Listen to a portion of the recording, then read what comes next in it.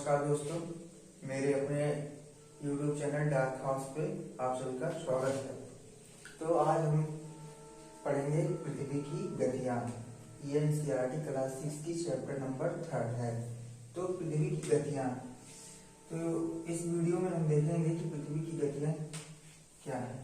तो बेसिकली पृथ्वी की जो गति है वो दो प्रकार की होती है। तो पृथ्वी की गति है वो दो प्रकार की होती है, 2 टाइप्स की होती है। एक है घूर्णन गति और दूसरा है परिक्रमण। अब हम देखते हैं कि घूर्णन गति क्या होती है, परिक्रमण क्या होता है। तो घूर्णन गति, जब पृथ्वी क्या होता है, जो पृथ्वी होती है, पृथ्वी जो होती है वो अपने अक्ष के अराउंड क्या करती है, रोटेट करती है पूरब पश्चिम से पूरब की ओर। लेकिन परिक्रमण में क्या होता है, परिक्रमण में पृथ्वी जो है सूरज के चारों ओर एक निश्चित कक्षा में घूमती है।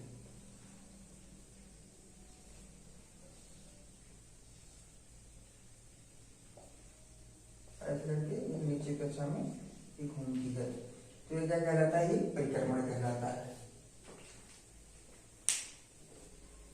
पृथ्वी का जो ये अक्ष होता है, जो अक्ष होता है पृथ्वी का, वो एक काल्पनिक रेखा होती है। वो क्या होती है, एक काल्पनिक रेखा होती है जो कक्षीय समतल से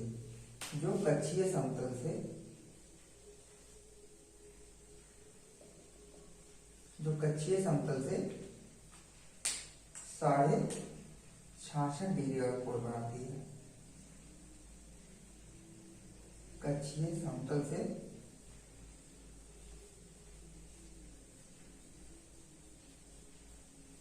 66.5 डिग्री का कोण बनाती है।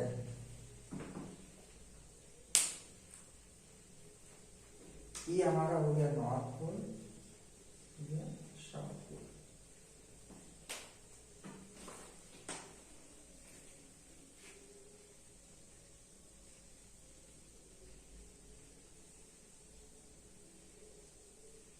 ये एंगल हो गया,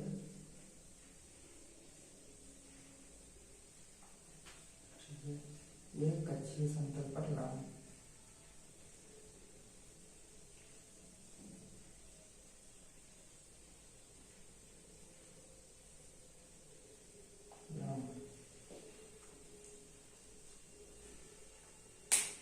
तो ये हो गई पृथ्वी की गति। दो प्रकार की होती है, कौन सी, घूर्णन गति होती है और परिक्रमण गति होती है।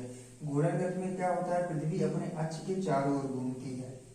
पृथ्वी का अक्ष जो कि एक काल्पनिक रेखा होता है, वो अपने कक्षीय समतल से 66.5 डिग्री का कोण क्या होती है, बनाती है। और परिक्रमण में क्या होता है, परिक्रमण में क्या होता है, पृथ्वी जो है वो सूर्य के चारों ओर एक निश्चित कक्षा में क्या करती है, घूमती रहती है। तो ये रही पृथ्वी की गति।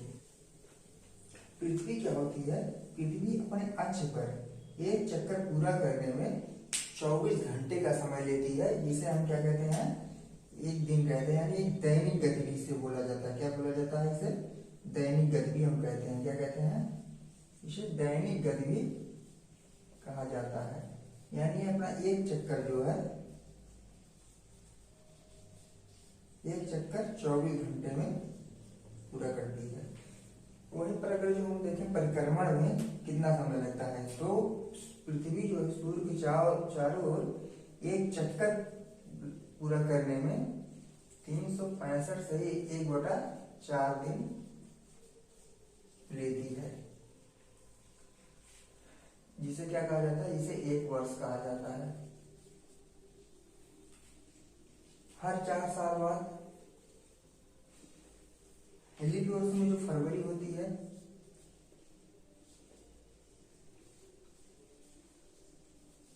वो 29 दिन की होती है। और सामान्य वर्ष में ये आपकी 28 दिन की होती है।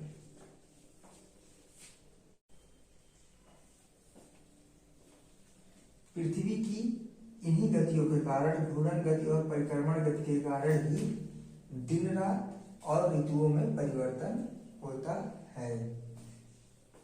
तो हम आगे चलते हैं अब।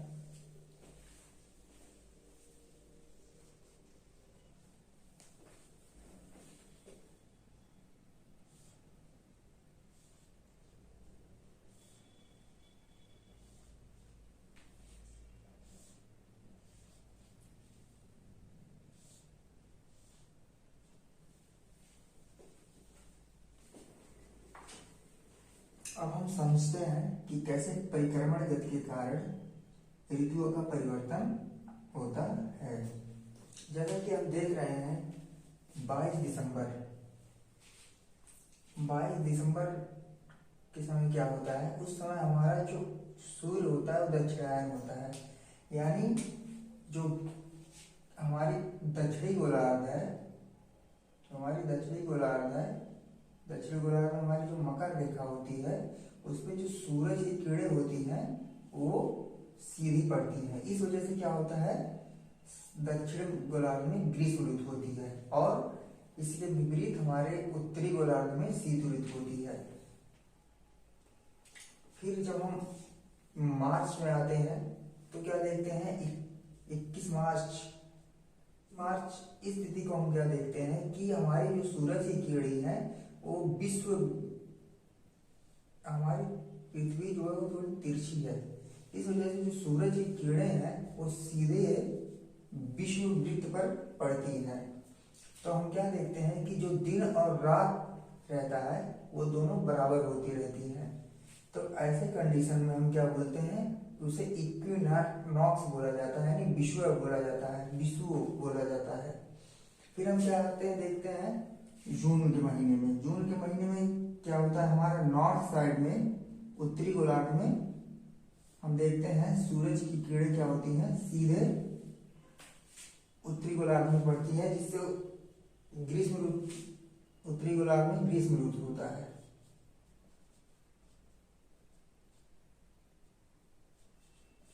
और दक्षिणी गोलार्ध में शीत ऋतु होता है।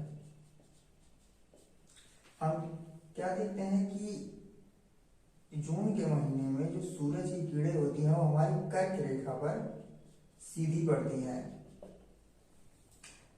तो इस दशा में हम क्या करते हैं, 21 जून को हम क्या कहते हैं, जो हमारा सूर्य है वो क्या है, उत्तरायण है। क्या है, उत्तरायण। तो उसके बाद हम आते हैं सितंबर के महीने में।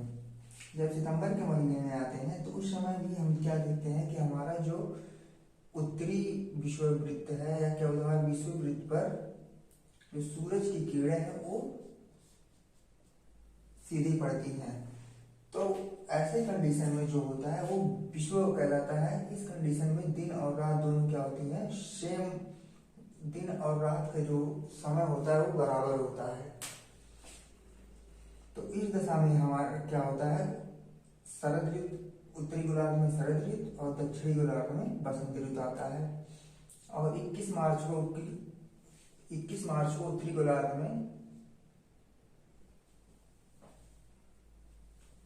और दक्षिणी गोलार्ध में शरद ऋतु होता है। आज समझ में, इसमें मेन सबसे ज्यादा जरूरी है जानना कि 22 दिसंबर को हमारा सूर्य दक्षिणायन होता है और 21 जून को उत्तरायण होता है।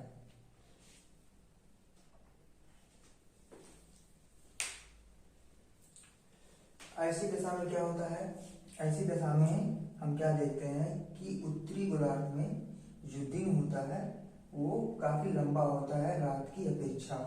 ठीक इसके विपरीत हम 21 जून को क्या देखते हैं, हमारे जो दक्षिणी गोलार्ध रहता है वो 22 दिसंबर को हम क्या देखते हैं, दक्षिणी गोलार्ध में जो दिन का समय है वो अधिक होता है रात की अपेक्षा, यानी दिन हमारा लंबा होता है, रात छोटी होती है। लेकिन हम जून के महीने में क्या देखते हैं कि हमारा जो उत्तरी गोलार्ध में दिन जो है वो लंबा होता है, दक्षिणी गोलार्ध में रात जो है वो छोटी, दिन लंबा होता है और रात छोटी होती है।